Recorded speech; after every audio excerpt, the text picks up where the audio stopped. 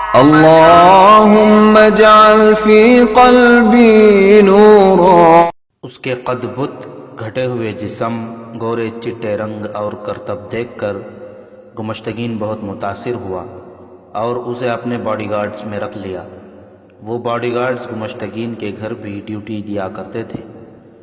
کچھ دنوں بعد انطانون گھر کی ڈیوٹی پر گیا، جہاں اسے 8 دن اور 8 راتیں رہنا تھا۔ مسلمان حکمرانوں کی طرح گمشتگین کا حرم بھی بارونق تھا۔ اس میں 12-14 لڑکیاں تھیں۔ انطانون نے پہلے دن جا کر گھر کے تمام دروازوں اور کونوں کھدروں کو دیکھا۔ اس نے وہاں کے تمام ملازم مردوں اور عورتوں سے کہا کہ وہ چونکہ گھر کی حفاظت کے لیے آیا ہے، اس لیے سارے گھر سے واقفیت حاصل کرنا ضروری سمجھتا ہے۔ اس نے کمرے تک دیکھ ڈالے۔ وہ بہت چالاک تھا، باتوں کا جادو چلانا جانتا تھا۔ حرم میں جانے کی اسے جرأت نہ ہوئی۔ ایک جوان لڑکی اسے برآمدے میں مل گئی، یہ بھی حرم کی ملکیت تھی۔ اس نے انطانون سے شہزادیوں والے رعب سے پوچھا کہ وہ کون ہے اور یہاں کیا کر رہا ہے۔ محافظ ہوں، اس نے گردن تان کر جواب دیا۔ دیکھ رہا ہوں کہ اس محل جیسے مکان میں آنے اور جانے کے راستے کتنے ہیں اور کہاں کہاں ہیں، اور یہ بھی دیکھ رہا ہوں کہ آپ کے علاوہ یہاں کون رہتا ہے۔ محافظ تو پہلے بھی یہاں رہتے ہیں، کبھی کوئی اندر نہیں آیا۔ لڑکی نے کہا، یہ طریقہ ہمیں پسند نہیں۔ یہ میرا فرض ہے، اس نے جواب دیا۔ اگر حرم سے کوئی ایک بھی حسینہ غائب ہو گئی تو محترم قلعے دار اس کی جگہ میری بہن کو اٹھا لائیں گے۔ تو اس کا مطلب یہ ہوا کہ تم اپنی بہن کی حفاظت کے لیے آئے ہو؟ لڑکی نے مسکرا کر کہا، اگر میں اس کی حفاظت کر سکتا تو آج ایک لڑکی سے یہ نہ کہلواتا کہ تم کون ہو اور یہاں کیا کر رہے ہو۔ اس نے چہرے پر اداسی کا تاثر پیدا کر کے کہا، میں اپنی بہن کی حفاظت نہیں کر سکا تھا، اس لیے آپ کی حفاظت میں پوری احتیاط کر رہا ہوں۔ اس نے آہ بھر کر کہا، وہ بھی آپ جیسی تھی، بالکل آپ جیسی۔ مجھے روکنے کی کوشش نہ کریں کہ میں کیا کر رہا ہوں۔ اس نے اندھیرے میں جو تیر چلایا تھا وہ نشانے پر لگا۔ اس نے عورت کی جذباتیت پر تیر چلایا تھا۔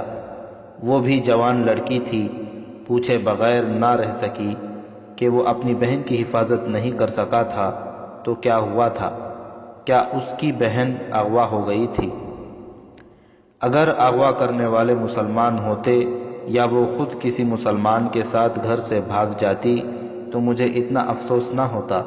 اس نے کہا، دل کو یہ کہہ کر تسلی دے لیتا ہوں کہ کوئی اس سے شادی کر لے گا یا اسے کسی مسلمان امیر کے حرم میں دے دیا جائے گا۔ اسے صلیبیوں نے اغوا کیا ہے، ایک نہیں 2 بہنوں کو۔ میں ان کی حفاظت نہیں کر سکا۔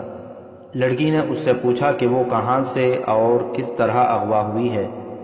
اس نے وہی یروشلم والی کہانی سنا دی اور اپنے فرار کی کہانی ایسی سنسنی خیز بنا کر سنائی کہ لڑکی کا چہرہ بتاتا تھا جیسے یہ تیر اس کے دل میں اتر گیا ہے۔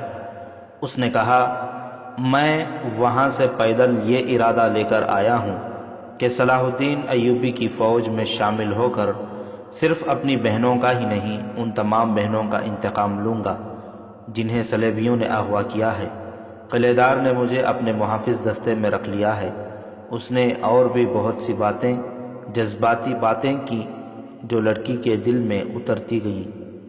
انطانون اچھی طرح جانتا تھا کہ حرم کی لڑکیوں کے جذبات نازک ہوتے ہیں، لیکن اخلاقی لحاظ سے وہ کمزور ہوتی ہیں۔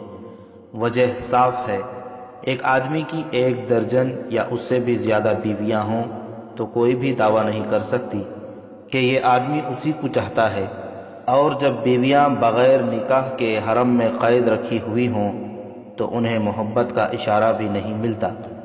جوان لڑکی کے کچھ جذبات بھی ہوتے ہیں۔ حرم کی جوان لڑکی یہ بھی جانتی ہے کہ چند سال بعد اس کی قدر اور قیمت ختم ہو جائے گی۔ انطانون کو معلوم تھا کہ حرم کی لڑکیوں نے اپنے خوابوں اور رومانوں کو دبا کے رکھا ہوتا ہے، اور وہ چوری چھپے اپنے خاوند یا آقا کے کسی جوان دوست یا کسی جوان اور خوبرو ملازم کے ساتھ عشق و محبت کا نشہ پوری کر لیتی ہیں۔ انتانون کے سامنے چونکہ یہی لڑکی اتفاق سے آ گئی تھی، اس لیے اس نے اسی کے جذبات سے کھیلنے کی کوشش کی۔ اپنے جاسوسی کے مقاصد کے لیے اسے حرم کی ایک لڑکی کے دوستانے کی ضرورت تھی۔ اسے ٹریننگ میں بتایا گیا تھا کہ گمشتگین جیسے عیاش، گورنر اور امرا رقص اور شراب کی محفل جماتے ہیں، جن میں حرم کی لڑکیاں بھی شامل ہوتی ہیں۔ شراب اور عورت کے نشے میں ان لوگوں کی زبانیں بے قابو ہو جاتی ہیں، لہٰذا راز انہی محفلوں اور ضیافتوں میں بے نقاب ہوتے ہیں۔ انتانون اور اس کے ساتھی جاسوس علی بن سفیان کی تربیت یافتہ تھے، اور سلطان صلاح الدین ایوبی نے انہیں بے دریغ مالی اور دیگر مراعات دے رکھی تھی۔ کوئی جاسوس دشمن کے علاقے میں پکڑا یا مارا جاتا تو سلطان ایوبی اس کے خاندان کو اتنا زیادہ مستقل وظیفہ دیا کرتا تھا کہ مالی لحاظ سے اس خاندان کو کسی کی محتاجی محسوس نہیں ہوتی تھی۔ انتانون نے اس لڑکی پر ایسا اثر پیدا کر دیا جو اس کے چہرے سے عیاں تھا۔ اسے امید نظر آنے لگی کہ یہ لڑکی اس کے جال میں آ گئی ہے۔ وہ وہاں سے ہٹنے لگا تو لڑکی نے اسے دبی زبان میں کہا، پچھلی طرف ایک باغیچہ ہے، رات کے دوسرے پہر وہاں بھی آ کر دیکھ لینا، مکان میں کوئی ادھر سے بھی داخل ہو سکتا ہے۔ لڑکی کے ہونٹوں پر جو مسکراہٹ تھی، اس نے دل کی بات کہہ دی۔ باڈی گارڈز کے فرائض میں رات کو پہرا دینا نہیں ہوتا تھا۔ وہ بڑے دروازے کے سامنے نہایت اچھے لباس میں چمکتی ہوئی برچیاں تھامے نمائش کے لیے موجود رہتے تھے، اور جب باڈی گارڈز اپنے آقا کے ساتھ ہوتے وہ اس کی حفاظت کے ذمہ دار ہوتے تھے۔ ان کا اصل کام میدان جنگ میں سامنے آنا تھا جب وہ اپنے آقا کے ساتھ ساتھ رہتے تھے۔ انتانون رات کے دوسرے پہر باغیچے میں چلا گیا اور ٹہلتا رہا۔ یہ مکان محل جیسا تھا، اندر سے گانے بجانے اور ناچنے کی آوازیں آ رہی تھیں۔ انتانون نے ان مہمانوں کو بڑی غور سے دیکھا تھا جو آئے تھے، ان میں 2-3 سلیبی بھی تھے۔ وہ باغیچے میں کچھ دیر ٹہلا تو پچھلے دروازے سے لڑکی نکلی اور اس کے پاس آ گئی۔ آپ کیوں آئی ہیں؟ انتانون نے انجان بن کر پوچھا۔ اور تم کیوں آئے ہو؟ لڑکی نے پوچھا۔ آپ کا حکم بجا لانے، انتانون نے جواب دیا۔ آپ نے حکم دیا تھا کہ رات کے دوسرے پہر باغیچے میں آ کر دیکھ لینا، کوئی ادھر سے بھی داخل ہو سکتا ہے۔ اس نے پوچھا، آپ اتنی گرما گرم محفل چھوڑ کر باہر کیوں آ گئی ہیں؟ وہاں دم گھٹتا ہے، لڑکی نے جواب دیا۔ شراب کی بو سے متلی آنے لگتی ہے۔ آپ شراب کی عادی نہیں؟ نہیں، لڑکی نے جواب دیا، میں یہاں کی کسی بھی چیز کی عادی نہیں ہو سکی۔ بیٹھ جاؤ، اس نے پتھر کے ایک بینچ پر بیٹھتے ہوئے کہا۔ میں مالکہ کی برابری کی جرات نہیں کر سکتا، انتانون نے کہا۔ کسی نے دیکھ لیا تو؟ دیکھنے والے شراب میں بدمست ہیں، لڑکی نے کہا۔ بیٹھو اور اپنی بہنوں کی باتیں سناؤ۔ انتانون نے اپنے فن کے کمالات دکھانے شروع کر دیے اور لڑکی اس کے قریب ہوتی گئی۔ وہ بات کو بہنوں سے پھیر کر اپنے آپ پر لے آئی۔ اس میں جو جھجک تھی وہ انتانون نے ختم کر دی۔ یہ انتانون تھا جس نے کہا کہ اسے اب چلے جانا چاہیے، کہیں ایسا نہ ہو کہ قلعے دار لڑکی کی تلاش کے لیے نوکروں کو دوڑا دے اور وہ پکڑی جائے۔ لڑکی نے کہا کہ اس کی غیر حاضری کو کوئی بھی محسوس نہیں کرے گا، وہاں لڑکیوں کی کوئی کمی نہیں تھی۔ انتانون نے اگلی رات پھر ملنے کا وعدہ کیا اور چلا گیا۔ لڑکی نے اسے اپنے متعلق جو کچھ بتایا تھا وہ یہ تھا کہ اسے شراب سے نفرت ہے، اسے جس طرح عیاشی کا ذریعہ بنایا گیا ہے اس سے بھی اسے نفرت ہے۔ وہ حلب کی رہنے والی تھی۔ اس کے باپ کے ایک دوست نے اسے گمشتگین کے لیے منتخب کیا اور برائے نام نکاح پڑھا کر باپ نے اسے رخصت کر دیا تھا۔ اس کا مطلب یہ تھا کہ لڑکی پیار کی پیاسی تھی۔ دوسری رات ان کی وہیں ملاقات ہوئی۔ لڑکی انتانون کے انتظار میں بے حال ہو گئی تھی۔ وہ آیا تو لڑکی نے اسے پہلی بات یہ کہی، اگر تم مجھے ایک خوبصورت لڑکی سمجھ کر کسی اور نیت سے آئے ہو تو واپس چلے جاؤ، مجھے تم سے ایسی کوئی غرض نہیں۔ جس روز میں نے بدنیتی کا اظہار کیا اس روز میرے منہ پر تھوک کر اندر چلی جانا۔ انتانون نے کہا، میں تمہیں اپنی بہنوں جیسی پاکیزہ لڑکی سمجھتا ہوں، لیکن مجھے ابھی بہن نہ کہنا۔ لڑکی نے سنجیدگی کو مسکراہٹ میں بدل کر کہا، معلوم نہیں میں کسی وقت کیا فیصلہ کر بیٹھوں۔ یعنی تم میرے ساتھ کہیں بھاگ چلنے کا فیصلہ کرو گی؟ یہ تم پر منحصر ہے۔ لڑکی نے کہا، ساری عمر چوری چھپے ملتے تو نہیں گزرے گی۔ تم یہاں 8 یا 10 دنوں کے لیے آئے ہو، چلے جاؤ گے تو میں تمہاری صورت کو بھی ترستی رہوں گی۔ اس رات وہ ایک دوسرے کے دل میں اتر گئے۔ اگلے دن لڑکی اتنی بے قابو ہوئی کہ اس نے انتانون کو دن کے وقت اپنے کمرے بلایا۔ اس دن گمشتگین ہرن سے کہیں باہر چلا گیا تھا۔ یہ ملاقات دونوں کے لیے خطرناک تھی۔ لڑکی جذبات کے جادو میں بھول گئی تھی کہ ان محلات میں سازشیں بھی ہوتی ہیں، اور حرم کی لڑکیاں ایک دوسری کو خاوند کی نظروں میں گرانے کے موقع ڈھونڈتی رہتی ہیں۔ انتانون کی شخصیت اور اس کی باتوں کے طلسم نے اسے اندھا کر دیا تھا۔ یہ محبت کی تشنگی کا نتیجہ تھا۔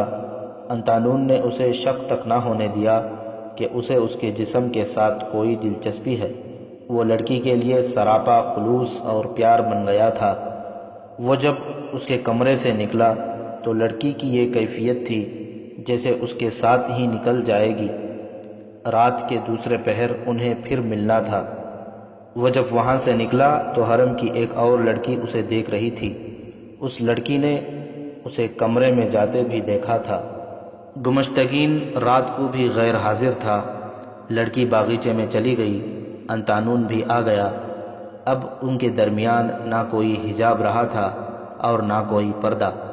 لڑکی نے اسے کہا، تم نے کہا تھا کہ تم اپنی بہنوں کا انتقام لینے کے لیے سلطان صلاح الدین ایوبی کی فوج میں شامل ہونے آئے تھے، پھر تم اس فوج میں کیوں بھرتی ہو گئے؟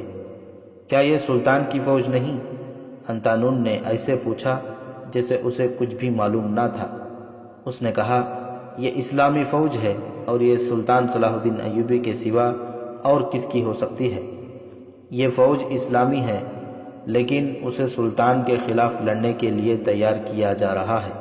لڑکی نے کہا، یہ تو بہت بری بات ہے۔ انتانون نے کہا، تمہارا کیا خیال ہے؟ کیا مجھے ایسی فوج میں رہنا چاہیے جو سلطان ایوبی کے خلاف لڑنے کے لیے تیار ہو رہی ہے؟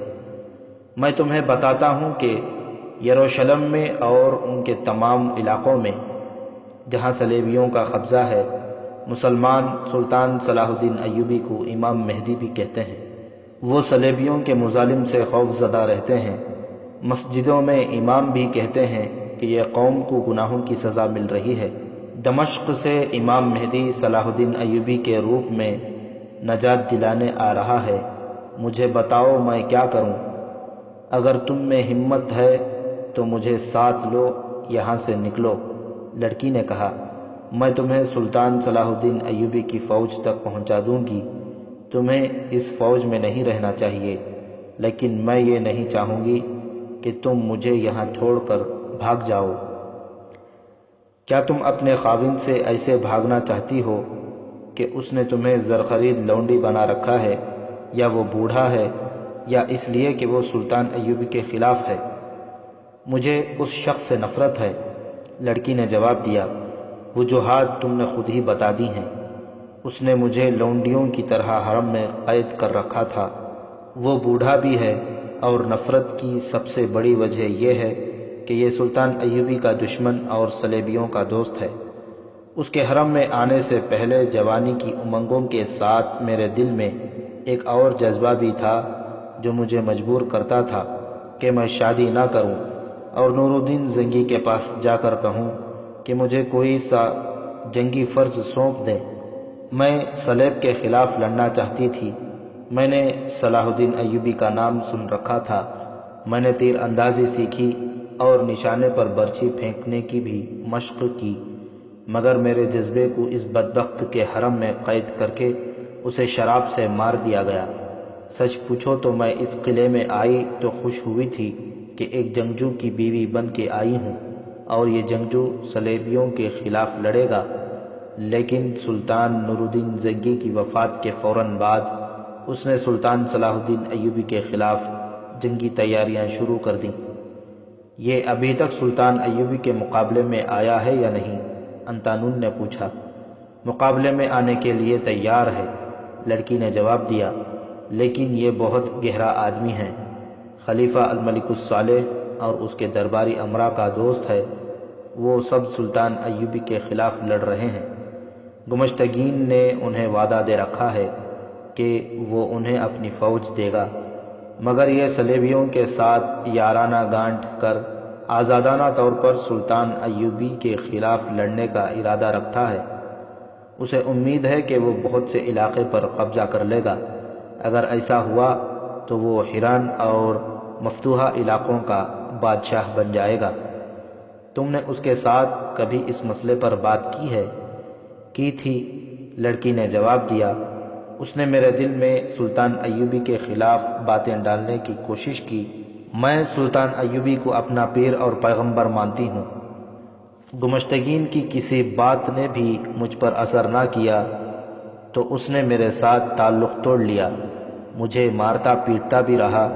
اس کے بعد اس نے مجھے کہا کہ تم سلطان ایوبی کے علاقے میں چلی جاؤ، تم بہت خوبصورت ہو اور نوجوان بھی ہو۔ سلطان ایوبی کے 3-4 سالاروں کو اپنے جال میں پھانس کر سلطان کے خلاف کر دو۔ اس نے یہ بھی کہا کہ تمہارے ساتھ 2 بہت ہوشیار اور بہت خوبصورت صلیبی لڑکیاں ہوں گی، تم تینوں مل کر پہاڑوں کو بھی اپنا مرید بنا سکتی ہو۔ اس نے مجھے طریقے بتائے اور کہا کہ میں جا کر جاسوسی بھی کروں، اور اگر میں اس کے یہ سارے کام کر دوں تو وہ میرے خاندان کو بے انداز زر و جواہرات دے گا اور مجھے آزاد کر کے میری پسند کے آدمی کے ساتھ شادی کر دے گا۔ میں نے کوئی بھی شرط نہ مانی۔ تم مان لیتی، انطانون نے کہا، یہاں سے نکل کر صلاح الدین ایوبی کے پاس چلی جاتی۔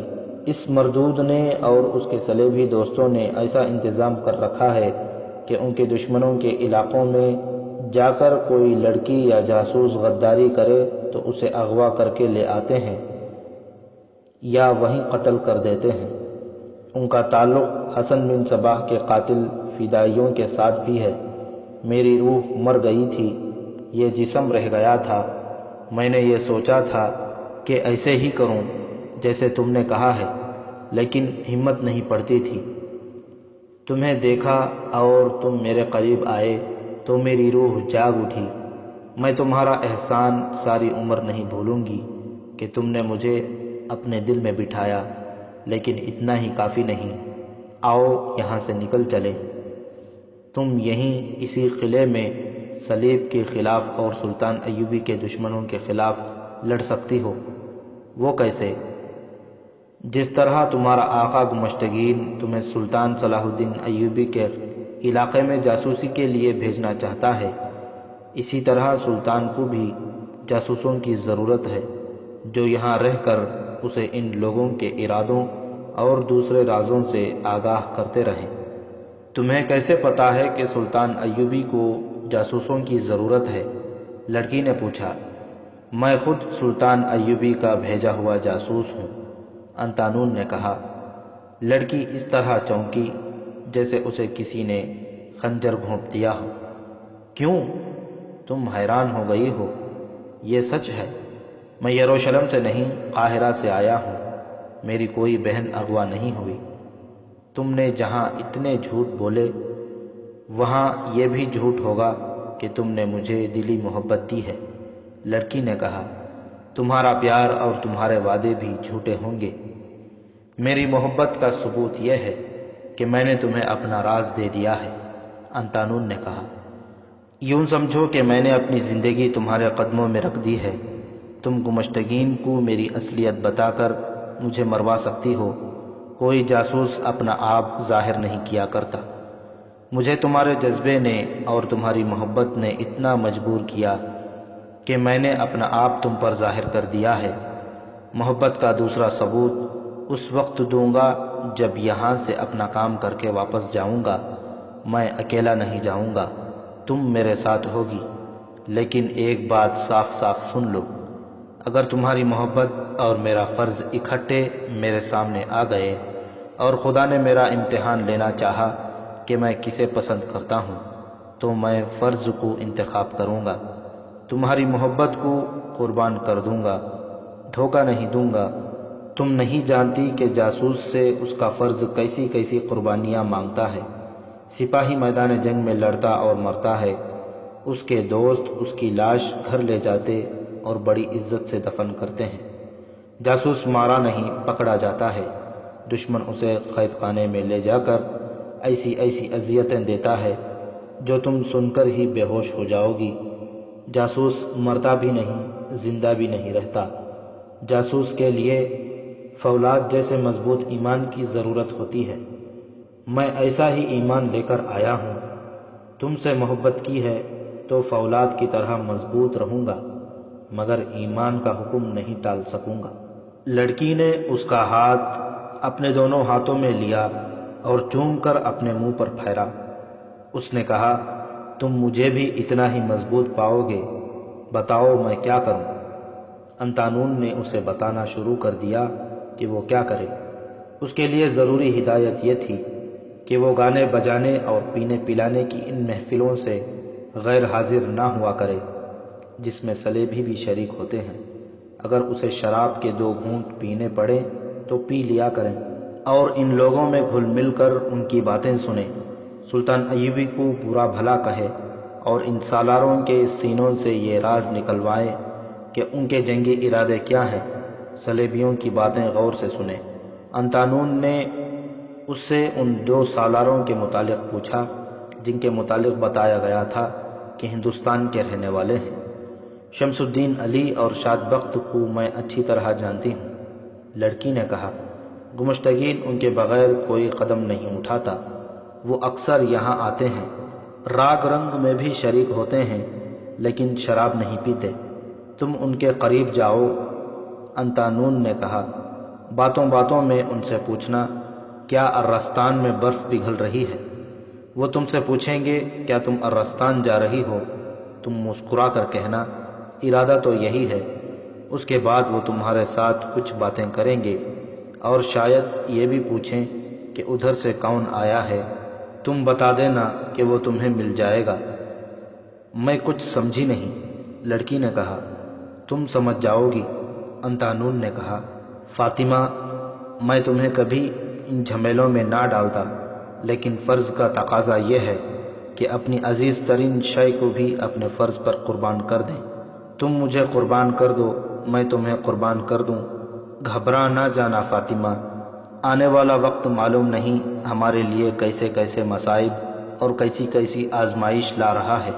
اگر ہم دونوں قید خانے کی جہنم میں چلے گئے یا مارے بھی گئے تو ہمارا خون ضائع نہیں ہوگا، خدائے ذوالجلال ہمیں فراموش نہیں کرے گا۔ اسلام کی عظمت کی پاسبانی خون دیے بغیر نہیں ہو سکتی۔ تم مجھے ثابت قدم پاؤ گے، فاطمہ نے کہا۔ تم نے میرے اس جذبے کو بھی زندہ کر دیا ہے جو میں سمجھتی تھی کہ مر گیا ہے۔ میں جا رہا ہوں، انتانون نے کہا، اپنا کام آج ہی سے شروع کر دو۔ انتانون چلا گیا، فاطمہ اسے دیکھتی رہی۔ وہ اس کی نظروں سے اوجھل ہو گیا تو فاطمہ نے محسوس کیا کہ وہ اکیلی نہیں، اس کے پاس کوئی کھڑا تھا۔ اس نے بدک کر دیکھا، حرم کی ایک لڑکی کھڑی تھی، وہ بھی فاطمہ کی ہی طرح جوان اور خوبصورت تھی۔ اس نے کہا، فاطمہ، اس محبت کا انجام سوچ لو، تم آزاد نہیں ہو۔ میرے جذبات بھی تم جیسے ہیں، میں بھی پنجرا توڑ کر اڑ جانا چاہتی ہوں، لیکن یہ ممکن نہیں۔ ہماری قسمت میں جو لکھا تھا وہ ہمیں مل گیا ہے۔ دل کو کچل ڈالو، اگر دل کی تسکین کا سامان کرنا ہی ہے تو اور بہت ہیں۔ اپنے محافظ کو اتنا بڑا درجہ نہ دو۔ کون محافظ؟ فاطمہ نے حیران سا ہو کر پوچھا، تم کیا کہہ رہی ہو؟ میں نے ابھی وہ نہیں کہا جو میں نے سنا ہے، دوسری لڑکی نے کہا۔ مجھ سے اب کچھ چھپانے کی کوشش نہ کرو، تم نے اس کے ساتھ جو سودا کیا ہے وہ تمہیں بہت مہنگا پڑے گا۔ یہ کہہ کر وہ چلی گئی اور فاطمہ وہیں کھڑی اندھیرے خلاؤں میں گھومتی رہی۔ اسے یاد آ گیا کہ انتانون اسے کہہ گیا تھا کہ اپنا کام آج ہی سے شروع کر دو۔ اسے یہ بھی یاد آ گیا کہ اس نے انتانون سے کہا تھا کہ تم مجھے ثابت قدم پاؤ گے۔ اس نے دل ہی دل میں اس لڑکی پر لعنت بھیجی اور اپنے آپ سے کہا کہ حرم میں ایسی باتیں تو ہوتی ہی رہتی ہیں، کوئی لڑکی کسی لڑکی کو ہمدردی سے کچھ سمجھاتی ہے اور بعض آقا کی نظر میں ایک دوسری کو گرانے کی کوشش کرتی ہے۔ اسے اب ایک سہارا اور قومی جذبے کی تسکین کا ذریعہ مل گیا تھا، مگر وہ ناتجربہ کار تھی۔ اسے معلوم نہیں تھا کہ حرم میں کچھ بھی کسی سے چھپایا نہیں جا سکتا، اور یہ بھی کہ اس ماحول میں اخلاق اور کردار ناپید ہیں، اور یہاں کسی بھی وقت کوئی بھی انہونی ہو سکتی ہے۔ گناہوں کے اس پراسرار دنیا میں وہ بہت بڑا خطرہ مول لے رہی تھی۔ 2-3 روز بعد اس کی ملاقات شمس الدین اور شاد بخت سے ہوئی۔ اس رات بھی گمشتگین نے بزم و عیش و طرب منعقد کی تھی۔ اپنے سالاروں، صلیبی مشیروں اور اعلیٰ افسروں کو اپنے ہاتھ میں رکھنے کے لیے وہ انہیں رب عیش کراتا تھا۔ ان 2-3 دنوں کی ملاقات میں انتانون نے فاطمہ کو ٹریننگ دے دی تھی۔ فاطمہ اس ضیافت میں خوب دلچسپی لے رہی تھی۔ گمشتگین حیران ہوتا ہوگا اور خوش بھی کہ اس لڑکی میں تبدیلی آ گئی ہے۔ وہ ہر کسی کے ساتھ ہنس ہنس کر باتیں کر رہی تھی۔ وہ شمس الدین کے پاس جا رکی اور ادھر ادھر کی باتیں کرتے کرتے اس نے کہا، کیا ارستان میں برف پگھل رہی ہے؟ سالار شمس الدین چونک اٹھا۔ گمشتگین جیسے چالاک اور سخت مزاج قلعے دار کے حرم کی کسی لڑکی کی زبان سے ایسے الفاظ نکلنے کی اسے توقع نہیں تھی، کیونکہ یہ سلطان ایوبی کے جاسوسوں کے خفیہ الفاظ تھے جو بول کر جاسوس ایک دوسرے کو پہچانتے تھے۔ ان الفاظ سے جاسوسوں کے سوا اور کوئی واقف نہیں ہو سکتا تھا۔ شمس الدین کو یہ بھی معلوم تھا کہ اس قلعے میں کوئی جاسوس قید نہیں تھا جس نے یہ الفاظ بتا دیے ہوں۔ اس نے کوٹ کا اگلا مکالمہ بولا، کیا تم ارستان جا رہی ہو؟ فاطمہ نے مسکرا کر کہا، ارادہ تو یہی ہے۔ شمس الدین باتیں کرتے کرتے فاطمہ کو الگ لے گیا۔ دوسرے لوگ شراب اور رقص میں مہو تھے۔ شمس الدین نے اس سے پوچھا، تم جانتی ہو میں سالار ہوں؟ میں کچھ اور بھی جانتی ہوں۔ فاطمہ کی مسکراہٹ میں طنز نہیں، اپنائیت اور ایک مطلب تھا۔ کون آیا ہے؟ شمس الدین نے رازداری سے پوچھا۔ وہ آپ کو مل جائے گا، فاطمہ نے جواب دیا۔ تم جانتی ہو کہ مجھے دھوکہ دے کر تمہارا انجام کیا ہوگا؟ دھوکہ نہیں، فاطمہ نے جواب دیا۔ آپ ٹہلتے ٹہلتے بڑے دروازے تک چلے جائیں، وہاں 2 محافظ کھڑے ہیں، پوچھنا کہ یروشلم سے کون آیا ہے۔ شمس الدین دروازے پر چلا گیا۔ وہاں 2 محافظ کھڑے تھے جنہیں وہ جانتا تھا۔ اس نے پوچھا، تم میں سے یروشلم سے کون آیا ہے؟ انتانون نے آگے بڑھ کر بتایا کہ وہ یروشلم سے آیا ہے۔ شمس الدین نے پوچھا، تم اگر ارستان کی طرف سے آئے ہو تو وہاں برف پگھل رہی ہوگی، کیا آپ ارستان جا رہے ہیں؟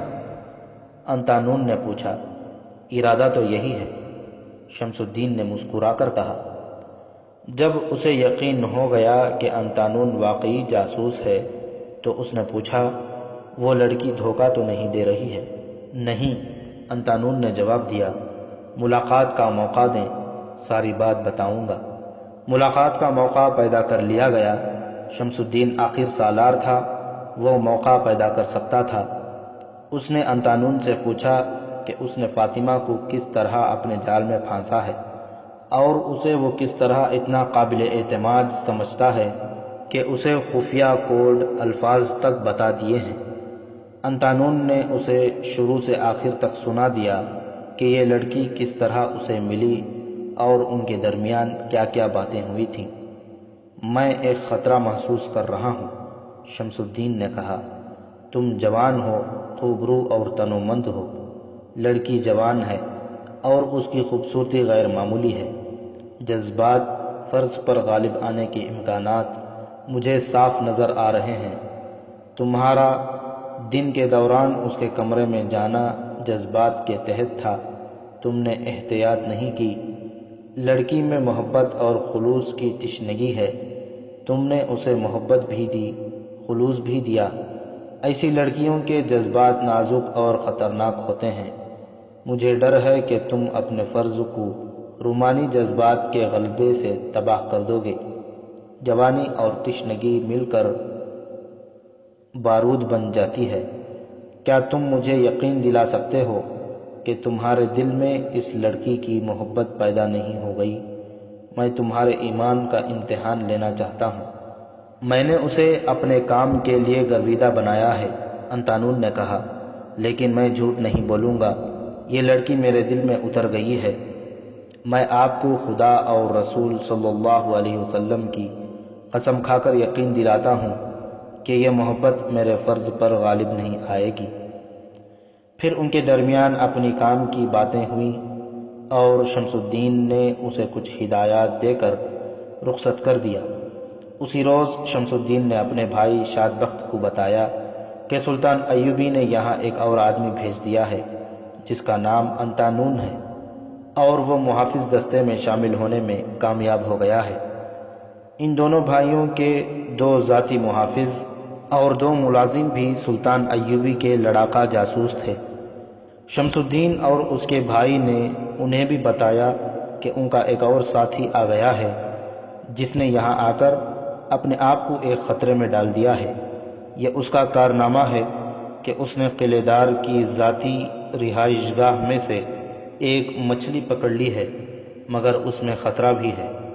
شمس الدین نے اپنے آدمیوں کو یہ خطرہ تفصیل سے بتایا اور کہا، ابھی تک ہرن میں ہمارا کوئی جاسوس نہیں پکڑا گیا۔ مجھے ڈر ہے کہ انطانون پکڑا جائے گا، ہم اس پر نظر رکھیں گے۔ تاہم تم سب تیار رہنا، اگر وہ پکڑا گیا تو ہماری بے عزتی ہوگی۔ یہ بھی ڈر ہے کہ اذیتوں سے گھبرا کر وہ ہم سب کی نشاندہی کر دے، لیکن مجھے سلطان صلاح الدین ایوبی کا خیال آتا ہے، وہ کہیں گے کہ 2 سالار اور 6 لڑاکا جاسوس ایک آدمی کی حفاظت نہ کریں۔ آپ اور ہم موجود تھے تو ایک اور آدمی کے بھیجنے کی کیا ضرورت تھی؟ ایک نے پوچھا۔ یہی ضرورت تھی جو اس نے پوری کر لی ہے، شمس الدین نے جواب دیا۔ گمشتگین کے حرم تک رسائی ضروری تھی، تم ان بحثوں میں نہ پڑو۔ میں جانتا ہوں کہ حسن بن عبداللہ کا فیصلہ ہے جو صحیح ہے، میں تمہیں اس کے خطروں سے آگاہ کر رہا ہوں۔ تیار رہنا، ہو سکتا ہے اس لڑکی کو اغوا کر کے غائب کرنا پڑے، اس کے لیے بھی تیار رہو۔ ہم تیار ہیں، سب نے کہا، لیکن ہمیں بروقت اطلاع ملنی چاہیے۔ یہ ممکن نہیں کہ اطلاع بروقت ملے، شمس الدین نے کہا، ہو سکتا ہے مجھے بھی اس وقت پتہ چلے جب انطانون شکنجے میں جکڑا ہوا ہو اور اس کی ہڈیاں توڑی جا رہی ہوں۔